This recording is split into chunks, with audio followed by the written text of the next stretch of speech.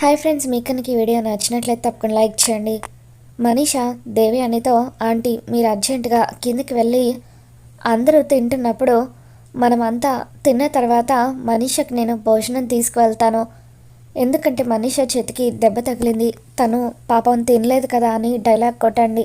మిత్ర పరిగెత్తుకుంటూ నా కోసం భోజనం తీసుకువస్తాడు అని చెప్పి మనీషా అంటూ ఉంటే, అప్పుడు దేవి అని ఆశ ఉండొచ్చు కానీ అత్యాశ ఉండకూడదు మనీషా, మిత్ర నీ కోసం భోజనం తీసుకొస్తాడా అని చెప్పి అంటూ ఉంటే, ముందు మీరు వెళ్ళి ఆ డైలాగ్ కొట్టి చూడండి ఆంటీ, తర్వాత ఏం జరుగుతుందో చూద్దాం అని మనీషా అంటూ ఉంటుంది.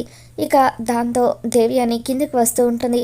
మరోపక్క జాను అందరికీ వడ్డిస్తూ ఉంటే, నువ్వు కూడా కూర్చో జాను, అందరం కలిసి భోజనం చేద్దామని అరవింద అంటూ ఉంటుంది. వద్దులేండి అత్తయ్య గారు, శామ్ గారి చేతికి గాయమైంది కదా, అందుకే తనకి కలిపించిన తర్వాత నేను లాస్ట్కి తింటాను అని జాను అంటూ ఉంటుంది. అవును, ఇంతకీ నేను అడగడం మర్చిపోయాను, అన్ని విషయాలు ఎంతో జాగ్రత్తగా ఉంటారు కదా, మరి చేతికి దెబ్బెలా తగిలింది అని చెప్పి మిత్ర లక్ష్మిని అడుగుతూ ఉంటాడు. అప్పుడు లక్ష్మి అనుకోకుండా చెయ్యి డోర్లో నలిగింది అని అంటూ ఉంటుంది. మీరు ఎంత జాగ్రత్తగా ఉంటారు కదా, డోర్లో చెయ్యి నలగడం ఏంటి అని మిత్ర అంటూ ఉంటాడు. ఏ ప్రమాదం నుండి ఎవరిని రక్షించడానికి ఆ చెయ్యి నలిగిందో మిత్ర అని చెప్పి అరవింద అంటూ ఉంటుంది. ఇక దాంతో మిత్ర ఏం అర్థం కానట్టుగా అలా చూస్తూ ఉంటాడు. ఆ చెయ్యి నలగడానికి డోర్ అవతల ఉన్న ప్రమాదం ఎవరికి తెలుసు మిత్ర అని చెప్పి జయదేవ్ అంటూ ఉంటాడు. అసలు డాడ్ మీరు దేని గురించి మాట్లాడుతున్నారు అని చెప్పి మిత్ర అంటూ ఉంటే, అప్పుడు వివేక్ ఏం లేదన్నయ్య, శామ్ గారి చెయ్యి నలిగింది కదా, అందుకే డోర్ వేసేటప్పుడు జరిగే ప్రమాదాల గురించి చెబుతున్నారు అంతే అని చెప్పి అంటూ ఉంటాడు. ఇక ఇంతలో దేవి అన్న ఇక్కడికి వచ్చి, ఆ ప్రమాదం ఏముందిలే వివేక్, అసలు ప్రమాదం ఈరోజు మిత్రకు జరిగింది కదా, అది మనీషా తన ప్రాణాలకు తెగించి చేతిని అడ్డు పెట్టి మిత్రని కాపాడింది అని చెప్పి దేవి అని అంటూ ఉంటుంది. ఇక అలా దేవి అని మనీషా ప్రాణాలు అడ్డుపెట్టి మరి మిత్రని కాపాడిందనేసరికి లక్ష్మి బాధపడుతూ ఉంటుంది. ఇంతకీ మనీష ఎక్కడ పిన్ని అని చెప్పి మిత్ర అడుగుతూ ఉంటాడు. అప్పుడు దేవి అని గదిలోనే ఉండిపోయింది. పాప నీ కోసం తన చేతిని కోసుకుంది కదా, అదే నిన్ను కాపాడే ప్రయత్నంలో గాయపరుచుకుంది కదా, అందుకే భోజనం చేయలేక గదిలోనే ఉండిపోయింది. మనమంతా భోజనం చేస్తే నేను లాస్ట్లో మనీషకి భోజనం తీసుకుని వెళ్తాను అని దేవి అని అంటూ ఉంటుంది. ఇక ఇంతలో మిత్ర తను చేసే భోజనాన్ని మనీష కోసం అని చెప్పి తీసుకువెళ్తూ ఉంటే, ఎక్కడికి మిత్ర అని చెప్పి అరవింద అంటూ ఉంటాడు. అప్పుడు మిత్ర మనీషకి భోజనం తీసుకువెళ్తున్నాను మామ్ అని చెప్పి అంటూ ఉంటాడు. అప్పుడు వివేక్ ఆపడానికి ప్రయత్నిస్తూ, నువ్వెందుకు అన్నయ్య, మామ్ ఉంది కదా, మామ్ తీసుకువెళ్తుందిలే అని చెప్పి, మామ్ నువ్వు తీసుకువెళ్ళు మామ్ అని చెప్పి అంటూ ఉంటాడు. అయినా సరే మిత్ర ఎవరి మాటలు పట్టించుకోకుండా అలా మనీష కోసం అని చెప్పి భోజనం తీసుకొని వెళ్తాడు. ఇక తర్వాత దేవి అని మిత్ర తను తినకుండా భోజనాన్ని మనీష కోసం తీసుకువెళ్తున్నాడు. చూస్తూ ఉంటే ఇది అసలైన కృతజ్ఞతలా అనిపిస్తుంది. కృతజ్ఞత కాదు, దీన్ని బహుశా ప్రేమ అంటారేమో. మిత్రకు మనీష మీదున్న ప్రేమ బయటపడింది. మనీష కన్నా కలలు నిజం కాబోతున్నాయి. తను చిందించిన రక్తమే తన నుదుటిన తిలకం కాబోతుంది. త్వరలో ఈ జంట పెళ్లిపీటలు ఎక్కుతుందేమో అని చెప్పి దేవి అని అంటూ ఉంటుంది. ఒకవేళ ఈ జంట పెళ్లిపీటలు ఎక్కితే చూడటానికి రెండు కళ్ళు కూడా సరిపోవు అని చెప్పి అంటూ ఉంటే, ఇక లక్ష్మి బాధతో భోజనం చేయకుండానే లేచి అక్కడి నుండి వెళ్ళిపోతుంది. వీళ్ళిద్దరి పెళ్లి జరిగితే బాగుంటుందని నేను అంటూ ఉంటే, ఈ సంయుక్తకి ఏమైంది, ఎందుకు లేచి వెళ్ళిపోతుంది అని చెప్పి అలా పైకి దేవి అని లక్ష్మి అని తెలిసినా కూడా సంయుక్త అని చెప్పి నటిస్తూ ఉంటుంది. ఇక వివేక్తో దేవి అని పనిలో పని, మిత్ర పెళ్లితో పాటు నీకు కూడా ఒక మంచి అమ్మాయిని చూసి పెళ్లి చేస్తే మీ ఇద్దరి పెళ్ళికి పప్పన్నం తిని నేను సంతోషపడతాను అని చెప్పి దేవి అని అంటూ ఉంటుంది. ఇక లక్ష్మి ఏడుస్తూ పక్కకు వెళ్ళిపోవడంతో జాను లక్ష్మి దగ్గరికి వచ్చి, ఎందుకక్క చిన్నత్తయ్య గారు అన్న మాటలకి బాధపడుతున్నావా అని చెప్పి అంటూ ఉంటే, లేదు జాను, మీ బావగారి మీద నాకు ఆ నమ్మకం ఉంది, కానీ ఎందుకో తెలీదు మీ బావగారి పక్కన మరొకరిని నేను అస్సలు ఊహించుకోలేను. దానికి నేను బాధపడుతున్నాను. అత్తయ్య గారు అలా అనేసరికి చాలా బాధగా అనిపించింది. అందుకే వచ్చేసాను అని లక్ష్మి అంటూ ఉంటుంది. బావగారిని నువ్వు చేరుకోవడానికి కేవలం ఒకే ఒక్క అడుగు దూరమే ఉందక్క. అయినా సరే ఎందుకు నువ్వు బావగారికి దూరంగా ఉంటున్నావు? నువ్వే లక్ష్మివని నిజం చెప్పేయచ్చు కదా అని జాను అంటూ ఉంటుంది.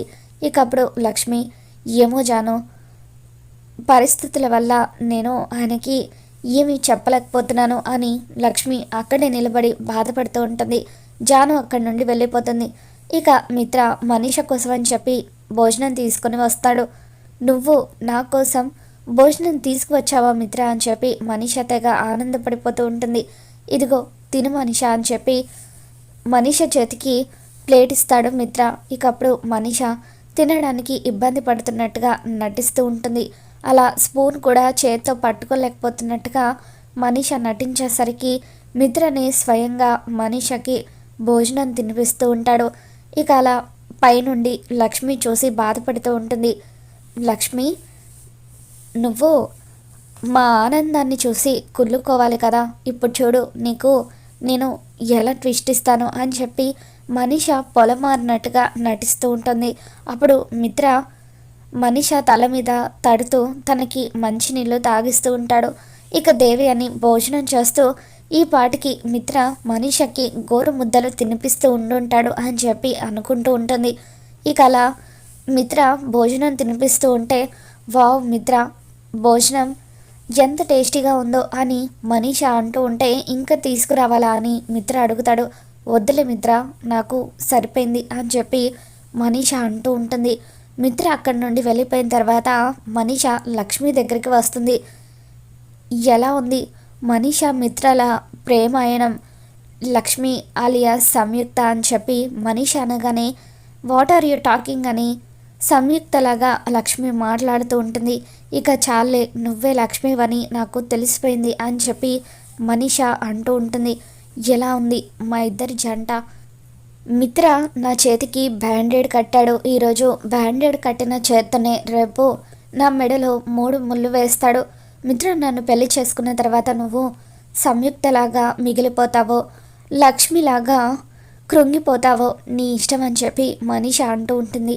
నువ్వు కూడా ఒక విషయం గుర్తుపెట్టుకో మనీష, మిత్రగారు రాముడు లాంటి వారైతే నేను సీత లాంటి దాన్ని.